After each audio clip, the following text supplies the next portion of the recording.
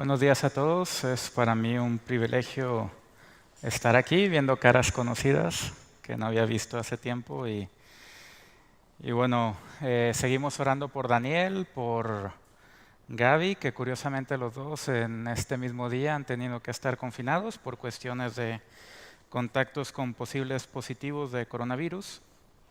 Y como quiera, Gabriel me había comunicado, si no recuerdo mal, el martes, de poder venir a predicar, continuando la serie que tienen sobre Génesis.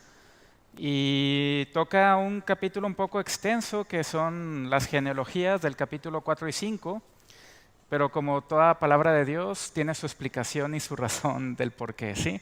Siempre es bueno poner el libro en su contexto. Moisés escribe el Pentateuco a los israelitas que han salido de Egipto con mano poderosa.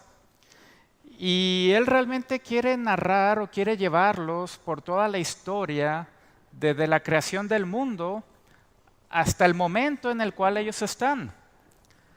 Dios se le revela a Moisés, ¿sí? Y Moisés pasa los primeros 2 capítulos hablando de la creación y ese poder de Dios, que es increíble, que cuando Dios habla, lo que decía Agustín de Hipona, tiene este poder de fiat, el simple hecho de hablar crea vida. Cuando Dios dice sea la luz, inmediatamente es la luz, sin más, sin chistar. Y este mismo poder curiosamente lo tiene Jesús. Cuando le dice a Lázaro, sal de ahí, Lázaro inmediatamente cobra vida. Sí, es algo que cantamos nosotros, el Señor que hizo los cielos con el poder de su palabra. ¿Sí? Llegamos al capítulo 3 y vemos los eventos de Adán y Eva. Dios les había dado un mandamiento que era muy fácil, de que no coman del fruto de un árbol. Era lo único que Dios les había pedido. Aparece un personaje en escena que es la serpiente, seduce tanto a Adán y Eva. Adán y Eva terminan comiendo de ese fruto. Dios les había dicho que tan pronto comieran de ese fruto morirían. Vemos a Adán escondiéndose entre los arbustos. Y es bien interesante cómo el diálogo de Génesis 3 acontece en ese lugar. Adán está escondido pensando que Dios no sabe.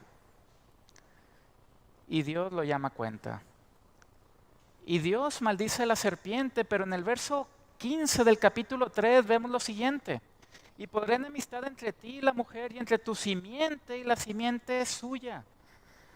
Esta te herirá en la cabeza y tú le herirás en el calcañar. Y aquí vemos cómo en este verso vemos 2 puntos principales que serán el hilo conductor de este mensaje. Hay 2 descendencias, 2 familias. O eres de la familia de la serpiente, o eres de la familia de Eva. 2 puntos principales que permean en el resto de la Biblia. O eres hijo de Dios o no lo eres.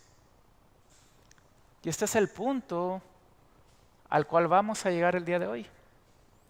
Llegamos al capítulo 4, ¿sí? En el 3 vemos también que Adán y Eva están tan avergonzados que se cubren sus vergüenzas, su desnudez. Y vemos al final del capítulo 3 cómo Dios mata animales, los cubre con pieles de animales. Esto explica por qué en el capítulo 4 ya empezamos a ver sacrificios de animales. Realmente alguien tiene que pagar por los pecados, alguien tiene que cubrirte de ellos. Y es increíble cómo Dios ya desde el comienzo de los tiempos se está presentando como la persona indicada, la única que te puede cubrir de toda tu maldad. Y pasamos a la historia de Caín y Abel. Y conocemos la historia, Caín mata a Abel. Y algo importante que quiero resaltar es que si se fijan, vemos algo peculiar. Verso 8 del capítulo 4, y dijo Caín a su hermano Abel, salgamos al campo. Y aconteció que estando ellos en el campo, Caín se levantó contra su hermano Abel y lo mató. Curiosamente Dios, al igual que con Adán, le pide cuenta, le dice a Caín, ¿dónde está Abel tu hermano? Y Caín responde, ¿acaso soy yo guarda de mi hermano? Y él le dijo: ¿qué has hecho? La voz de la sangre de tu hermano clama a mí desde la tierra. Ahora pues, maldito seas tú de la tierra que abrió su boca para recibir de tu mano la sangre de tu hermano. ¿Qué quiere decir esto? No solamente Caín mata a Abel, sino que lo entierra. Y el texto dice que la tierra abrió su boca para recibir a tu hermano. Inmediatamente vemos una cuestión importante. Cada vez que pecamos, tratamos de ocultarlo. Y no hay pecado privado. No hay tal cosa como un pecadillo. Todo lo que hacemos tiene repercusiones a corto, mediano y largo plazo. Y vemos la pecaminosidad del pecado. Este término que utilizaban los teólogos del siglo XIX. La pecaminosidad del pecado, cómo el pecado es tan horrible y los resultados tan nefastos que provoca. No solamente vemos el primer homicidio, sino vemos el primer enterramiento de alguien. Y ahora toca hablar de las dos descendencias. La descendencia de Caín, el homicida, los hijos que no son de Dios, las consecuencias que tiene. Hablaremos de los hijos de Dios y hablaremos del resultado de ser hijo de Dios. 3 puntos principales. Los que no son hijos de Dios, capítulo 4, versos 17 al 24. Los que son hijos de Dios, capítulo 4, versos 25 y 26. Y las consecuencias de ser hijo de Dios en las vidas de Enoc y de Noé. Y antes de empezar con la lectura, que es del capítulo 4, 17 al 5, 32, oremos que el Señor nos bendiga en esta mañana. Padre, gracias por la bendición que tenemos de escuchar tu palabra. Te pido, Padre, que en esta mañana tú nos des ojos para ver, oídos para oír y un corazón para entender. Te pido, Señor, que sean gratos los dichos de mi boca y la meditación de mi corazón delante de ti. Señor, guíanos por medio de tu Espíritu Santo. Te lo pedimos todo en el nombre de tu Hijo amado Jesucristo. Amén. Génesis 4:17 al 5:32, esta es la palabra del Señor. Y conoció Caín a su mujer, la cual concibió y dio a luz a Enoc, y edificó una ciudad y llamó el nombre de la ciudad del nombre de su hijo Enoc. Y a Enoc le nació Irad, e Irad engendró a Mehujael, y Mehujael engendró a Metusael, y Metusael engendró a Lamec. Y Lamec tomó para sí 2 mujeres, el nombre de una fue Ada y el nombre de la otra Sila. Y Ada dio luz a Jubal, el cual fue padre de todos los que habitan en tiendas y crían ganados. Y el nombre de su hermano fue Jubal, el cual fue padre de todos los que tocan arpa y flauta. Y Sila también dio a luz a Tubal Caín, artífice de toda obra de bronce y de hierro, y la hermana de Tubal Caín fue Naama. Y dijo Lamec a sus mujeres: Ada y Sila, oíd mi voz. Mujeres de Lamec, escuchad mi dicho, que un varón matare por mi herida y un joven por mi golpe. Si 7 veces será vengado Caín, Lamec en verdad 70 veces 7 lo será. Y conoció de nuevo Adán a su mujer, la cual dio a luz un hijo y llamó su nombre Set. Porque Dios, dijo ella, me ha sustituido otro hijo en lugar de Abel, a quien mató Caín. Y a Set también le nació un hijo y lo llamó su nombre Enos.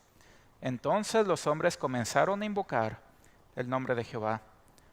Este es el libro de las generaciones de Adán. El día en que creó Dios al hombre, a semejanza de Dios lo hizo. Varón y hembra los creó, y los bendijo y llamó el nombre de ellos Adán el día en que fueron creados. Y vivió Adán 130 años y engendró un hijo a su semejanza, conforme a su imagen, y llamó su nombre Set. Y fueron los días de Adán después que engendró a Set 800 años y engendró hijos e hijas. Y fueron todos los días que vivió Adán 930 años y murió. Vivió Set 105 años y engendró a Enos. Y vivió Set después que engendró a Enos 807 años y engendró hijos e hijas. Y fueron todos los días de Set 912 años y murió. Vivió Enos 90 años y engendró a Cainán. Y vivió Enos después que engendró a Cainán 815 años y engendró hijos e hijas. Y fueron todos los días de Enos 905 años y murió. Vivió Cainán 70 años y engendró a Mahalael. Y vivió Cainán después que engendró a Mahalael 840 años y engendró hijos e hijas. Y fueron todos los días de Cainán 910 años y murió. Vivió Mahalael 65 años y engendró a Jared. Y vivió Mahalael después que engendró a Jared 830 años y engendró hijos e hijas. Y fueron todos los días de Mahalael 895 años y murió. Vivió Jared 162 años y engendró a Enoc. Y vivió Jared después que engendró a Enoc 800 años y engendró hijos e hijas. Y fueron todos los días de Jared 962 años y murió. Vivió Enoc 65 años y engendró a Matusalén. Y caminó Enoc con Dios después que engendró a Matusalén 300 años y engendró hijos e hijas. Y fueron todos los días de Enoc 365 años. Caminó pues Enoc con Dios y desapareció porque le llevó Dios. Vivió Matusalén 187 años y engendró a Lamec. Y vivió Matusalén después que engendró a Lamec 782 años y engendró hijos e hijas. Fueron pues todos los días de Matusalén 969 años y murió. Vivió Lamec 182 años y engendró un hijo. Y llamó su nombre Noé, diciendo: Este nos aliviará de nuestras obras y del trabajo de nuestras manos a causa de la tierra que Jehová maldijo. Y vivió Lamec después que engendró a Noé 595 años y engendró hijos e hijas. Y fueron todos los días de Lamec 767 años y murió. Y siendo Noé de 500 años, engendró a Sem, Cam y Jafet. Hasta aquí termina la lectura de la palabra del Señor. 3 puntos principales, 2 familias. Primero, la simiente que no conoce al Señor. Versos 17 al 24 del capítulo 4. Hemos puesto el contexto, ¿sí? Estos son los descendientes de Caín, el primer homicida. El hijo de Adán y Eva, que no solamente mata a su hermano, sino que también lo entierra. Y vemos el progreso de este linaje, ¿sí? Y vemos cosas que hay que considerar. Varios de sus descendientes vemos que componen o son luthiers, hacen instrumentos de música, realmente establecen las primeras ciudades en base al nombre del hijo, ¿sí? Y vemos que son personas que incluso pueden hacer cosas grandes e increíbles. Pero hay un elemento que falta. No vemos ningún hálito de esperanza en la vida de estas personas. Un ejemplo que siempre me gusta utilizar es la literatura mesopotámica, ¿sí? Y hay una obra que se llama La Epopeya de Gilgamesh, que se compuso hace más de 3000 años. Es una de las obras más antiguas que tenemos registradas. Y esta obra habla acerca del gran rey de Uruk, un hombre enorme, gigante, que es un tirano, un déspota, todo lo que te puedas imaginar. Pero curiosamente, él tiene un amigo que se llama Enkidu. Y llega un momento en que su amigo Enkidu, que lo acompaña a grandes aventuras, muere y se empieza a gusanar. Y Gilgamesh empieza a tener miedo, porque dice: lo que le pasó a él me va a pasar a mí. Y la historia va acerca de la búsqueda de la inmortalidad que trata de llevar a cabo Gilgamesh, ¿sí? Fíjense cómo Gilgamesh habla de su amigo. Mi amigo, a quien yo tanto quería, que conmigo pasó tantos trabajos. Enkidu, a quien yo tanto quería, que conmigo pasó tantos trabajos, salió ya hacia el destino de la humanidad. Día y noche lloré por él. No dejé que lo enterrasen. No vaya mi amigo a levantarse por mis gritos. Durante 7 días y 7 noches, hasta que un gusano le cayó de su nariz. Desde que él se fue no he vuelto a sentirme vivo. Errante voy como un furtivo por las entrañas del monte. Y Gilgamesh busca esta inmortalidad. Y quiere ir en un barco a los fines del mundo a encontrar esta realidad. Pero justo antes de partir se topa con una mujer que regenta una taberna.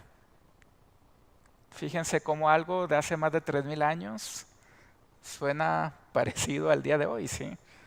Las personas que no tienen esperanza, ¿dónde las depositan? En los bares también.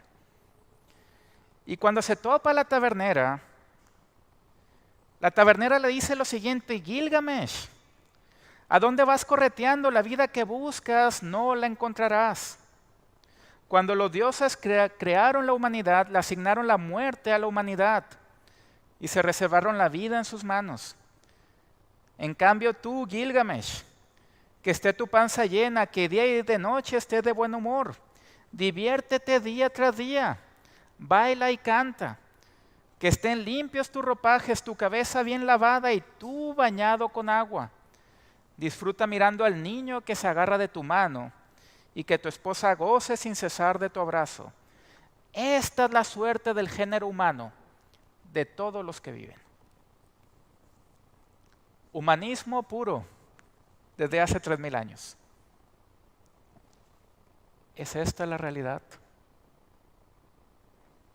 Es como en las clases de biología: nacer, crecer, reproducirse y morir. No hay más. Y la historia termina con que Gilgamesh no encuentra la vida eterna. Va a morir. ¿Y cuál va a ser el legado que va a dejar? ¿Cómo lo van a recordar? Ese es el temor que tiene. Y vemos aquí en la Biblia lo mismo. En este linaje, en esta simiente, vemos que Caín empieza a tener descendencia, empiezan a construir ciudades, y vemos que el séptimo de los descendientes es un hombre que comete poligamia.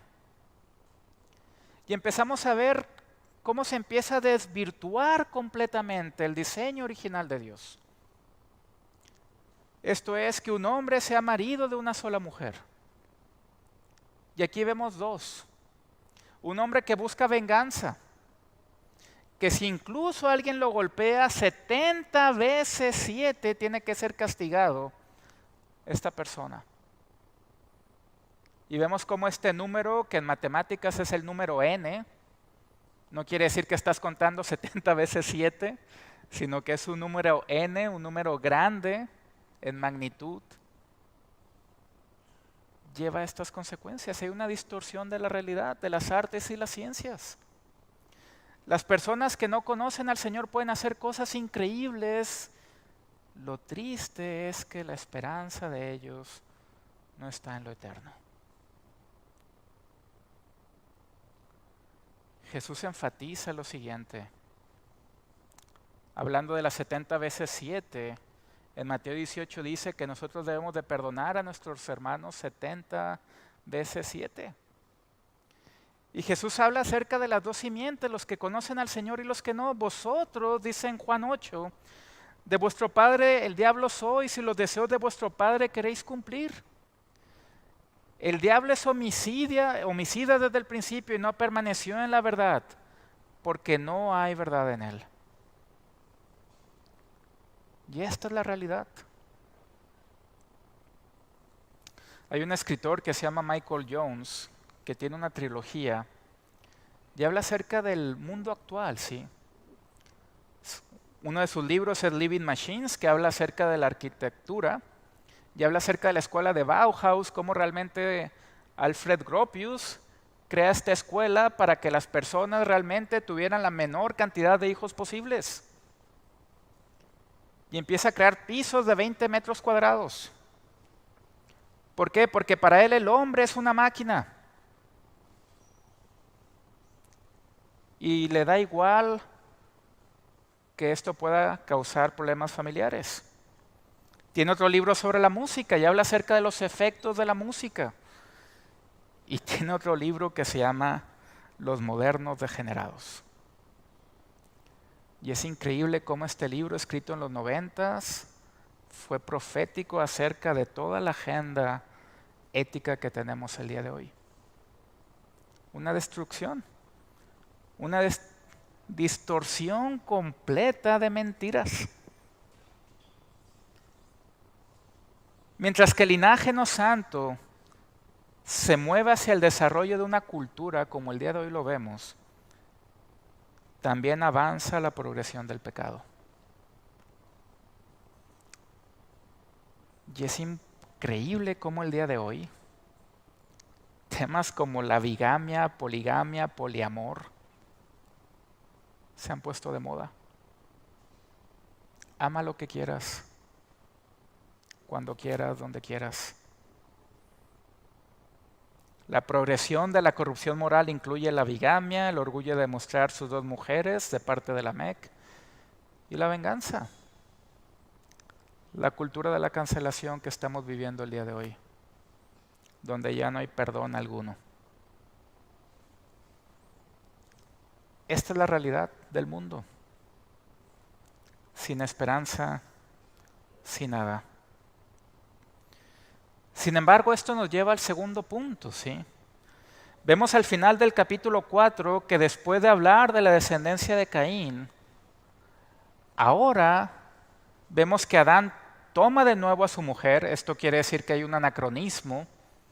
Esto pasó mucho antes de que se desarrollara todo el linaje de Caín. Y vemos algo peculiar en el verso 25. Nace un niño y Eva, que es la madre de todo lo viviente, le pone el nombre de Set. Eva llama a su hijo Set. Vemos que anteriormente este era un rasgo exclusivo de Adán. Adán, cuando ve a Eva, le dice: esta es ahora hueso de mis huesos, carne de mi carne, será llamada varona porque del varón fue tomada. Después la llama Eva, pero aquí nos lleva de vuelta a la promesa de Génesis 3:15. Un descendiente de Eva va a herir a Satanás. Y Eva nombra a su hijo Set, que es sustitución. Y la esperanza sigue. Y a Set le nace un hijo que se llama Enos, que significa debilidad. Y vemos un rasgo importante. Y el rasgo característico es que los hijos de Dios empiezan a invocar el nombre de Jehová. Vemos la fe, vemos la esperanza. Y esta esperanza que se va a manifestar más adelante en este capítulo siguiente.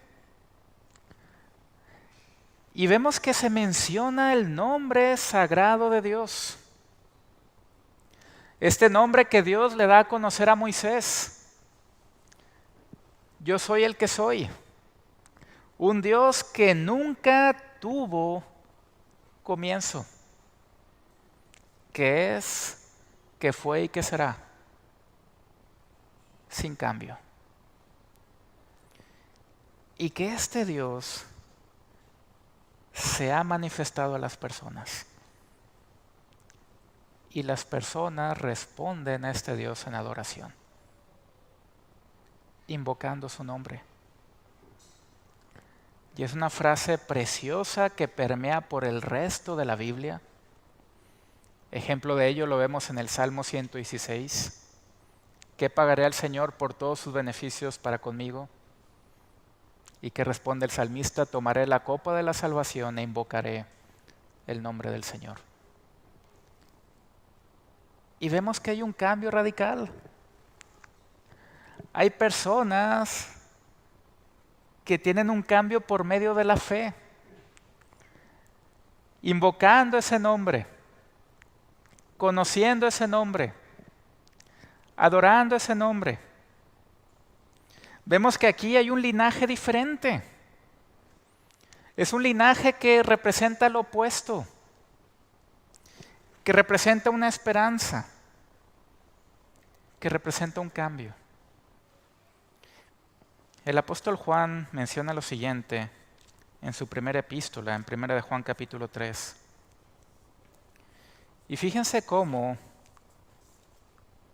este apóstol amado por el Señor menciona lo siguiente sobre ser hijo de Dios en Primera de Juan 3. Mirad cuál amor nos ha dado el Padre para que seamos llamados hijos de Dios. Por esto el mundo no nos conoce porque no le conoció a Él. Amados, ahora somos hijos de Dios. Y aún no se ha manifestado lo que hemos de ser, pero sabemos que cuando Él se manifieste, seremos semejantes a Él porque le veremos tal como Él es. Y todo aquel que tiene esta esperanza en Él se purifica a sí mismo así como Él es puro. Dios nos ha hecho hijos suyos. Y el mundo no nos conoce porque no le conoce a Él. Y nosotros nos empezamos a manifestar, ¿sí? Sigue diciendo en los versos 6 al 10, todo aquel que permanece en Él no peca. Todo aquel que peca no le ha visto ni le ha conocido. Hijitos, nadie os engañe. El que hace justicia es justo como Él es justo. El que practica el pecado es del diablo, porque el diablo peca desde el principio. Para esto apareció el Hijo de Dios, para deshacer las obras del diablo. Todo aquel que es nacido de Dios no practica el pecado, porque la simiente, y fíjense el lenguaje que emplea Juan, la simiente de Dios permanece en él. En esto se manifiestan los hijos de Dios y los hijos del diablo. Todo aquel que no hace justicia y que no ama a su hermano no es de Dios. Vaya cambio, vaya diferencia. Y esto es a lo que Dios nos ha llamado. A mostrar esta gran diferencia en el mundo. A ser hijo de Dios. A ser ríos de agua de vida. Cuando estaba en el seminario, tenía un compañero que ahora es ciego completamente, ya estaba perdiendo la visión. Su último año ya era ciego legalmente, aunque podía ver cosas todavía, pero ya no podía hacer cosas como conducir el coche. Y él siempre iba a predicar al hogar de rescate, ¿sí?, que había en Jackson, Mississippi. Y es un chico que era súper tímido, pero se venía muy arriba cuando predicaba, ¿sí? Y la gente le decía, predica, hermano, predica. Y él, bueno, y el mensaje evangelístico al grano, como debe de ser. Y me acordé de estas palabras que escribe un pastor inglés sobre algunos creyentes, ¿sí? Utiliza esta definición, hablando de los hijos de Dios. Algunos creyentes son ríos de agua de vida después de haber muerto. Siguen haciendo bien a través de sus escritos y sermones en cada parte del mundo, incluso después de que las manos que escribieron sus libros o sus sermones se han desmoronado y convertido en polvo. Estos siervos del Señor hacen ahora más bien a través de sus libros en este momento que lo que hicieron con sus labios cuando estuvieron vivos. Incluso muertos siguen dando testimonio. Y esto nos lleva al tercer punto. El resultado de ser hijo de Dios. ¿Qué resultado hay? ¿Qué esperanza diferente hay? Y el capítulo 5, que quizá cuando lo leemos puede ser un poco tedioso, que habla de una genealogía con los años que viven las personas, y el capítulo se puede resumir de la siguiente forma, ¿sí? Fulanito de tal vivió tantos años, cuando tuvo X años engendró a alguien, y después que engendró murió. Y luego esa persona que engendró vivió tantos años, engendró a otro, y después murió. Y este es el resumen que se hace de la vida de las personas. Cuando yo estudié Derecho tenía este ejercicio, ya lo he comentado anteriormente. Cuando estábamos en la clase de Derecho Civil estábamos viendo el aspecto de herencias. Y cómo puedes heredar por línea vertical o línea horizontal. Y el profesor hizo una pausa y nos dijo, a ver, ¿cuántos de ustedes, siendo honestos, pueden nombrar a sus abuelos con sus nombres y apellidos? Y del salón que estábamos, la mitad levantamos la mano. Después dijo, ¿cuántos pueden nombrar a sus bisabuelos? Nadie levantó la mano. En 3 generaciones nadie sabrá de tu existencia. Nadie sabrá quién fuiste, si tuviste enfermedades congénitas, como diabetes, cáncer, cosas necesarias a veces para saber. Nadie sabrá ni siquiera cómo te llamabas. Y esta es la dura realidad de la vida. Y vemos aquí las consecuencias de lo que trajo el pecado. Que estas personas murieron. Sin embargo, vemos 2 personajes en este texto. Uno es Noé. Y vemos que el padre de Noé lo llama así, diciendo lo siguiente: Este nos aliviará de nuestras obras y del trabajo de nuestras manos a causa de la tierra que Jehová maldijo. Y la expectativa de Noé es de que él traiga consuelo, descanso. Y en el siguiente domingo verán la vida de Noé y veremos cómo realmente hay una cuestión importante que se lo dejo al siguiente predicador para no entrar en detalle. Pero vemos que la expectativa otra vez se vuelve a manifestar. Que un descendiente de Eva sea el que traiga consuelo y descanso. Curiosamente, estas son las mismas palabras que emplea el Señor Jesús en los evangelios. Jesús hace una invitación a todos diciendo: venid a mí, todos los que estáis trabajados y cansados, que yo les haré descansar. Y el otro ejemplo se llama Enoc. Y curiosamente, cuando ustedes ven la narrativa, vemos que Enoc no muere. Que Enoc camina con Dios y desaparece porque Dios se lo lleva. Y aquí vemos el triunfo de la fe también. Así como habíamos visto que los descendientes de Adán por medio de Set empiezan a invocar el nombre de Jehová. Aquí vemos un aspecto de Enoc que camina con Dios. Y es un verbo que aparece otra vez en el resto de la Escritura. Con Noé se menciona que Noé caminó con Dios, Abraham camina con Dios. Nosotros, que dice Pablo, debemos de andar en los estatutos del Señor, en sus mandamientos, que sus mandamientos no son gravosos, y vemos que es una fe en acción.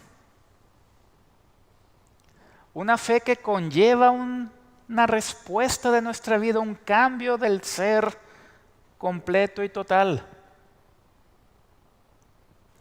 Efesios 2, 8 y 9 dice: por gracia sois salvos por medio de la fe, y esto no de vosotros, pues es don de Dios, no por obras para que nadie se gloríe. Pero el verso 10 es importante también.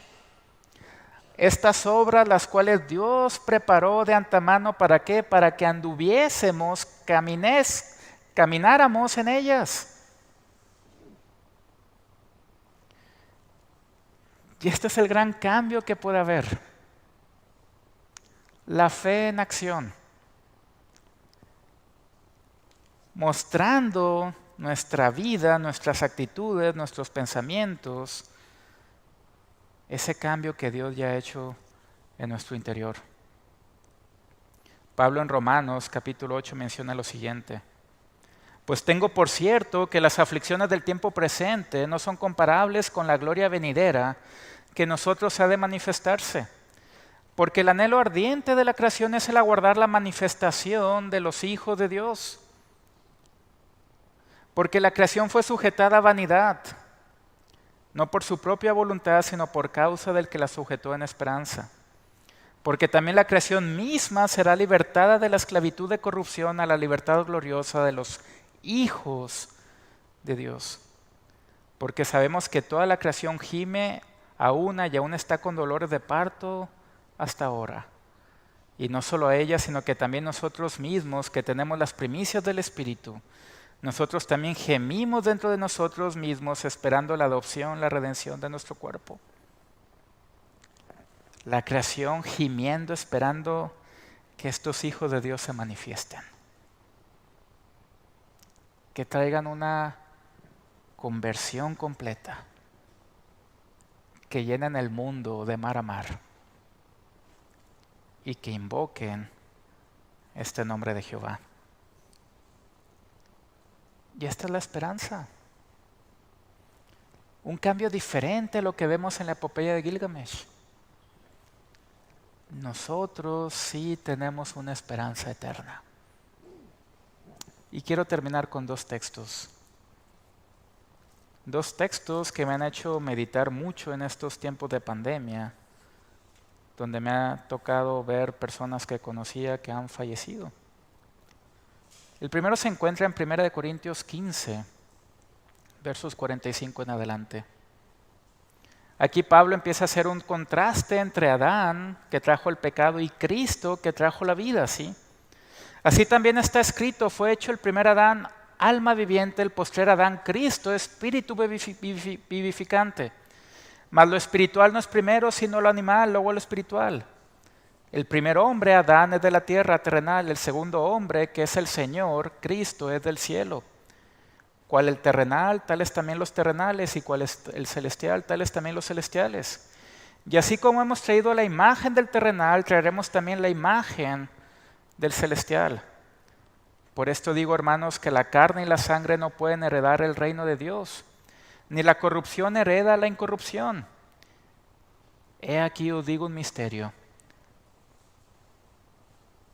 La palabra del Nuevo Testamento cuando alguien muere es que duerme en el Señor. Y Pablo dice este misterio. No todos dormiremos, pero todos seremos transformados. En un momento, en un abrir y cerrar de ojos, a la final trompeta, porque se tocará la trompeta. Y los muertos serán resucitados incorruptibles y nosotros seremos transformados. Porque es necesario que esto corruptible se vista de incorrupción y esto mortal se vista de inmortalidad. Esta es nuestra esperanza. Si no viene Cristo antes, si llegamos a dormir en Él, Cristo nos va a levantar. Y tendremos esa vida eterna que tanto buscamos. Qué gran diferencia con la epopeya de Gilgamesh. Gilgamesh se aterrorizó cuando vio el gusano en lo cual se estaba convirtiendo su amigo. Pero vemos aquí que nosotros seremos transformados encontrando esta vida eterna. Y el siguiente texto es Juan capítulo 11. Y a diferencia de Gilgamesh, que se le muere su amigo Enkidu, vemos en este texto que a Jesús se le muere su amigo Lázaro. Y vemos que las hermanas de Lázaro están tristes. Y viene Marta con Jesús, Juan 11 a partir del verso 21. Y Marta dijo a Jesús, Señor, si hubieses estado aquí, mi hermano no habría muerto. Mas también sé ahora que todo lo que pidas a Dios, Dios te lo dará. ¿Qué le dice Jesús a ella? Tu hermano resucitará. Marta le dijo, yo sé que resucitará en la resurrección, en el día postrero. Sin embargo, Jesús le dijo, yo soy la resurrección y la vida. El que cree en mí, aunque esté muerto, vivirá. Y todo aquel que vive y cree en mí no morirá eternamente. ¿Crees esto? Y esta es la pregunta que queda así. ¿Crees esto? Si eres hijo de Dios, respondes con un sí. Si no lo eres, no puedes responder con un sí. Y la invitación está aquí. El mundo pasa y sus deseos. Y créanme, llevo más de 10 años aquí en España y han sido como un abrir y cerrar de ojos. Y el mundo pasa. Y de aquí a nada te darás cuenta que han sido años, ya tendrás canas, quizá menos pelo, y te harás las preguntas: ¿qué he hecho con mi vida? El mundo pasa y sus deseos, pero el que hace la voluntad del Señor vive para siempre. Es hijo de Dios y con él todas las bendiciones vienen por añadidura. Amén. Oremos. Padre, gracias por tu palabra. Te pido que tú nos sigas dando fuerzas en medio de esta situación de pandemia. Padre, sabemos que nuestras vidas están en tus manos y te pido, Señor, también por esta iglesia, por los pastores, por la iglesia del Vendrell, que sigan siendo lugares, que sigan llevando más hijos a tu gloria. Señor, sé con nosotros. Te lo pedimos todo en el nombre de tu Hijo Jesús. Amén.